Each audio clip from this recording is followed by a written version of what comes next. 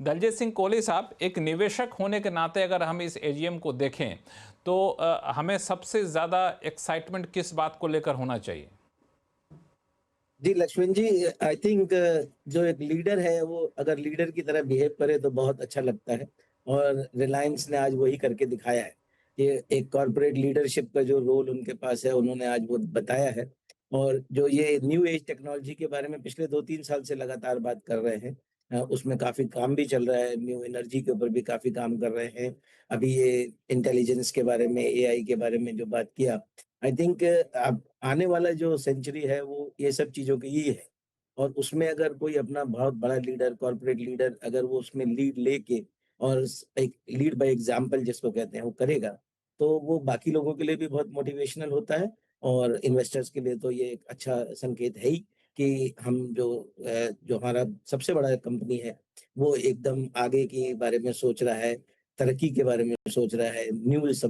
जो डेवलपमेंट्स हो रही हैं उसको अपना रहा है। क्योंकि नॉर्मली हमने देखा है कि जो बहुत बड़े बेहमत होते हैं, जो बहुत बड़े लीडर्स होते हैं ना, वो नॉर्मली बहुत स्लो होते हैं अडॉप्ट करने में और रिलायंस ने उसको एकदम अपोज़िट प्रूव किया है कि जो ऑयल कंपनी थी, जो ओल्ड एज कंपनी कह सकते हैं, कमोडिटी कंपनी, उससे कन्वर्ट करके एकदम न्यू एज कंपनी के बारे में बात करना और जो लेटेस्ट टेक्नोलॉजीज़ इनफैक्ट जो आने वाली अगले 10 साल, 20 साल जो लीड करेंगी टेक्नोलॉजी उसको अपनाना। तो आई थिंक ये एक हुँ, बहुत बड़ा लीडिंग एग्जाम्पल है और ये एक बहुत बड़ा हुँ, केस स्टडी भी है कॉर्पोरेट वर्ल्ड के लिए कि अगर आप हुँ, चाहो तो आप बहुत कुछ कर सकते हो depending upon your leadership. Leadership ने बहुत हुँ, अच्छे से ये दिखाया है और मुझे लगता है कि इन्वेस्टर्स को ये बहुत पसंद आएगा। नहीं, बिल्कुल आपने सही कहा कि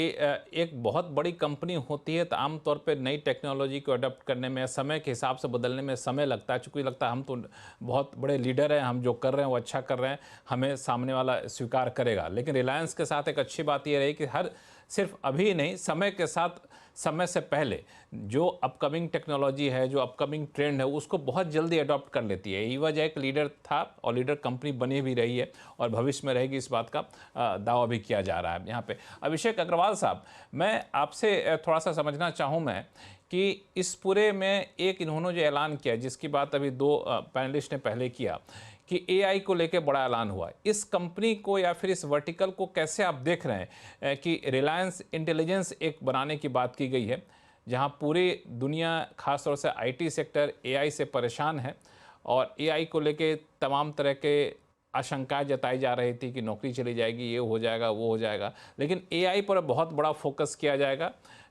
इसको आप कैसे देख रहे हैं, इस ऐलान को?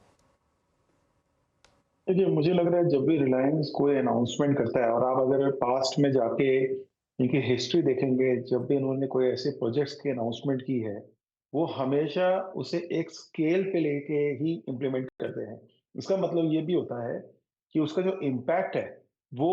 आम जनता, आपके जैसे, मेरे जैसे और भी जो लोग हैं, वो फ़ील कर पाती है या वो रिलेट कर पाती है या कहीं न कहीं एंड यूज़र भी हो पाती है। सो इस तरह से अगर देखें तो ये बहुत अहम मूव है। दूसरी बात है कि ग्लोबली एआई की जो रेस चल रही है और अब इस रेस में तो क्लियर कट विनर्स भी कहीं ना कहीं स्टैंड आउट होते हुए जा रहे हैं। वहां पे मुझे लग रहा है कि इंडिया एक बहुत ही अच्छे यूनिक पोजीशन पे है, जहां पे हमारे पास, जो वैसे भी हम टेक साइड में एक समय तक काफी लीड लेके इस पूरी दुनिया के हिसाब से अगर हम बात करें तो टॉप 3 कंट्रीज में हम आते हैं, तो वहां पे एआई की भूमिका तो इंडिया लेवल पे बहुत मैटर करती है। बिजनेस लेवल पे भी जो इम्पैक्ट है वो भी मैटर करता है एंड मोस्ट इम्पॉर्टेंट ये मैटर करता है प्रोडक्टिविटी स्केल के पॉइंट ऑफ व्यू से। एंड वहां पे रिलायंस जैसी कंपनी जब अगर पूरे इंफ्रास्ट्रक्चर के साथ आती है, क्योंकि यहाँ पे सर मैटर एक सॉफ्टवेयर डेवलप करने का नहीं है, बल्कि बैकएंड के अंदर में भी जो है जो चीजें लगती हैं वो इंपॉर्टेंट है। आप देखिए, रिलायंस एक लौटी ऐसी कंपनी है दुनिया की जहाँ पे जिस तरह के पार्टनरशिप ग्लोबल स्केल पे इन्होंने कर रखी है, जैसे कि हम माइक्रोसॉफ्ट की बात कर रहे हैं, जैसे कि हम मेटा की बात कर रहे हैं, वो आपको कहीं और देखने को नहीं मिलेगी इस स्केल ऑफ कंपनीज में। तो यहाँ पे उन्होंने एक राइट पार्टनर्स को भी अपनी तरफ अलाइन कर रखा है and at the same time खुद की भी इनकी कैपेबिलिटी है इसे बिल्ड करके हैंडल करने की। तो ऑल ओवर अगर मैं इसे देखूं तो ये एकदम विन विन सिनेरियो बनने वाला है। और बिल्कुल सही है जो जी जी ने कहा कि अगर लीडर लीडर की तरह ही काम करे तो अच्छा लगता है। एंड जहाँ इंडिया एक एज अ प्रॉक्सी हम देख रहे हैं कि रिलायंस भी एक प्रॉक्सी टू इंडिया ग्रोथ है, वहां पे रिलायंस का इस स्टेप अप करना बड़ा ही इंपॉर्टेंट है, मुझे ऐसा लगता है, और ये आगे जाके इंडिया को बहुत बड़ा बेनिफिट भी देगा।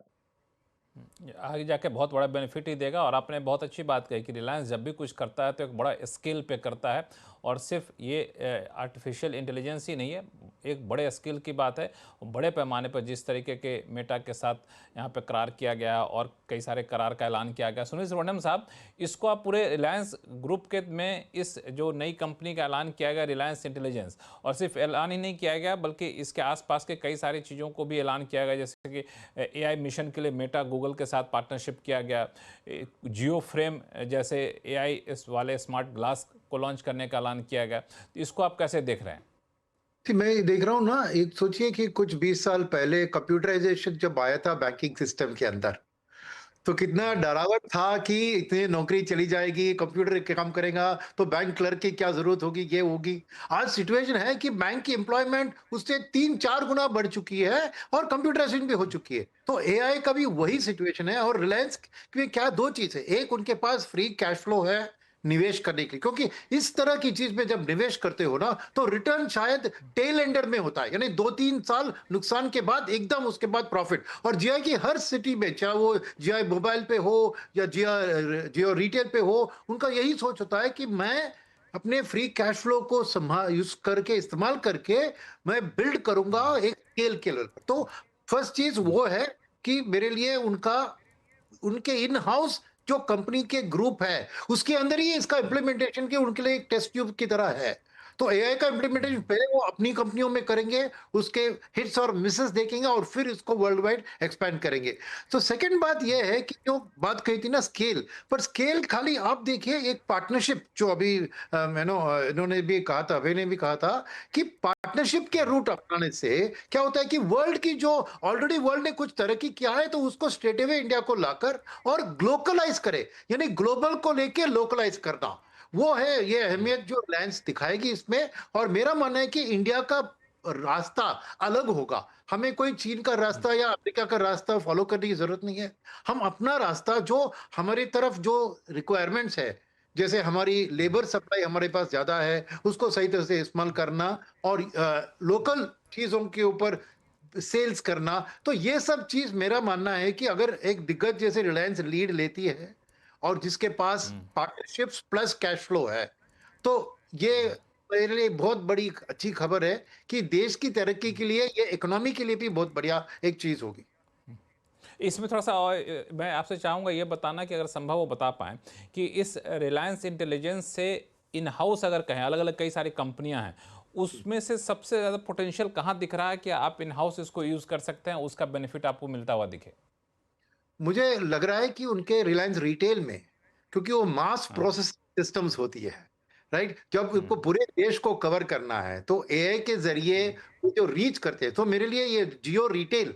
में सबसे बड़ा इसका एक इम्पैक्ट होगा। क्योंकि बाकी के जो बिजनेस है ऑयल टू कंज्यूमर में तो ज्यादा वो तो ओल्ड एज बिजनेस है, ग्रीन एनर्जी में वो अपनी तरफ से कैपेक्स की जरूरत है, मगर एंड और फाइनेंशियल सर्विस में देखें तो ऑलरेडी वर्ल्ड एआई को अडॉप्ट कर रही है, ब्लैक रॉक के साथ टाइप हो गया, तो उस रास्ते पे जाएंगे। तो रिटेल में मेरे को लगता है कि इसका सबसे बड़ा इमीडिएट इम्पैक्ट दिख सकता है।